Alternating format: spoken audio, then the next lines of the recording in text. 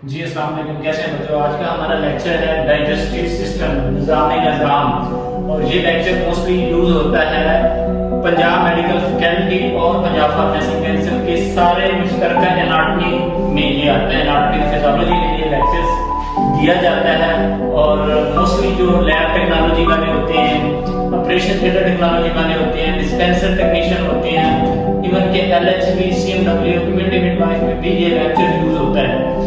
इसके अलावा जो ये फार्मेसी टेक्नीशियन में भी पढ़ाया जाता है, तो इसको हम मोटा मोटा देखते हैं कि ये क्या चीज है।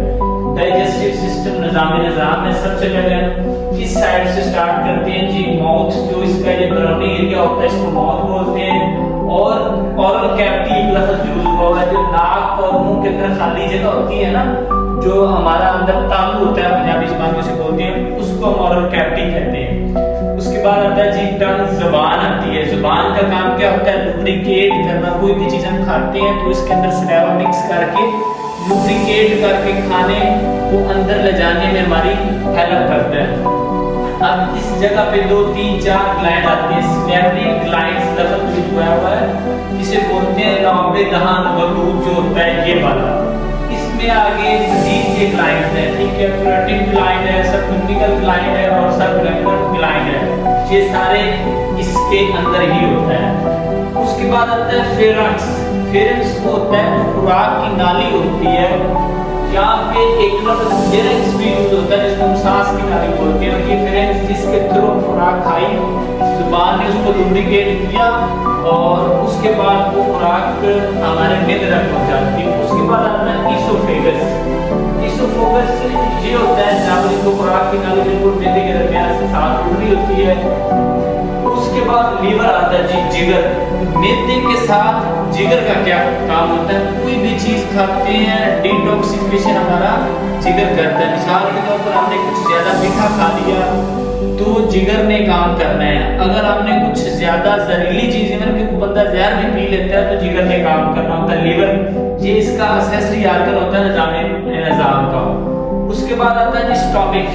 मैदा आ जाता है। मैदे को अंदर से पढ़ने के लिए मजीद उसको खोलते हैं, लेकिन यहाँ पे हम सिर्फ डाइजेस्टिव सिस्टम की चीजों के नाम पढ़ रहे हैं। उसके बाद आता है जी स्प्लेन, जो बिल्कुल पीछे होती है स्टोमिक के साथ और बड़ी आंत उसके साथ होती है, और इसको बोलते हैं graveyard of the RBCs, red blood cell का कब्रिस्तान इसको बोलते हैं। यहाँ पे सेल टूटते हैं।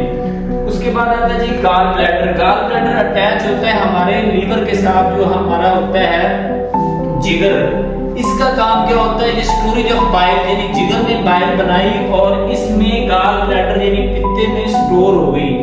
जब जरूरत होगी हमारे स्टोमिक को, मैदे को, तो ये गॉल ब्लैडर में जो स्टोर पड़ी होगी जो बाइल है वो हमारे मैदे को भेज देगा। उसके बाद आता है जी हमारा स्मॉल इंटेस्टाइन, जो छोटी आंत होती है। उसके आगे मुझे 3 हिस्से हैं जो, अच्छा, ये छोटी आंत होती है जो स्मॉल इंटेस्टाइन, इसके ऊपर हमारी बड़ी आंत चल रही होती है। अब आ जाते हैं बड़ी आंत। बड़ी आंत की मजीद हिस्से हैं, ट्रांसफर कोलॉन होता है जो, उसके बाद descending colon, descending colon, sigmoid colon, और इसके बाद रेक्टम आ जाती है जिसका पूरा करते हैं अपेंडिक्स। अच्छा, अपेंडिक्स किस चीज का होता है? अपेंडिक्स हमारे किस साइड पे होती है? किधर हाथ लगा रहे हैं, किधर हाथ लगा रहे हैं।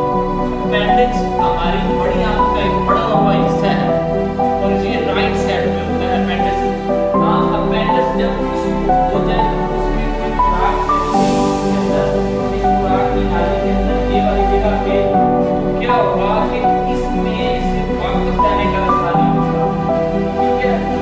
फिर काफी ना खुराक में अब उसके अंदर सोरस की इन्फ्लेमेशन और इन्फेक्शन फैल जाता है, फिर उसको अपेंडिसाइटिस। चीज याद रखिए कि मेडिकल में जहाँ पे आईटीएस का लफ्ज यूज हो जाएगा अपेंडिसाइटिस, इसका मतलब होता है इन्फ्लेमेशन सोरस, ठीक है।